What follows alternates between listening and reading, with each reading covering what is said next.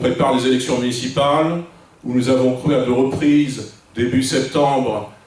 et mi-octobre, je crois qu'il pouvait y avoir de manière imminente une dissolution de l'Assemblée nationale.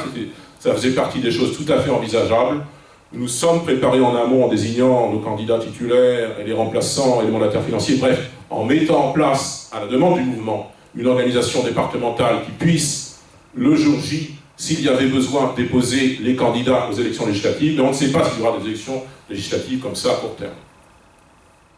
Donc nous travaillons pour les municipales, nous travaillons pour l'élection présidentielle et pour la législative de 2027, mais il n'est pas complètement exclu, et même possible, probable, je ne sais pas très bien, qu'il y ait des élections législatives avant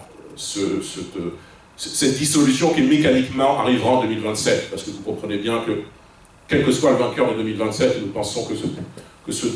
peut être et que ce doit être de toute manière Marine Le Pen ou Jordan Bardella, vous comprenez bien qu'il y aura une dissolution en 2027, forcément, fatalement, puisqu'on ne va pas continuer avec... on ne peut pas continuer avec le reliquat de majorité macroniste-LR, et quel que soit le gagnant, il aura besoin d'une majorité forte. Donc il devra dissoudre, je me perds en explication, mais quel que soit le gagnant, il devra dissoudre de toute manière l'Assemblée nationale, c'est sûr à 99%. Mais il n'est pas complètement exclu qu'il y ait une dissolution quelques mois avant qu'il puisse intervenir là dès 2025. Alors il n'est pas le temps des annonces, mais vous avez bien compris en filigrane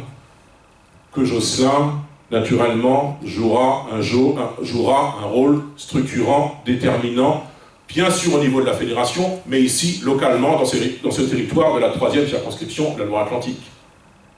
Qu'il sera une incarnation locale de ce mouvement, qu'il est déjà, d'ores et déjà, puisque membre de notre bureau départemental,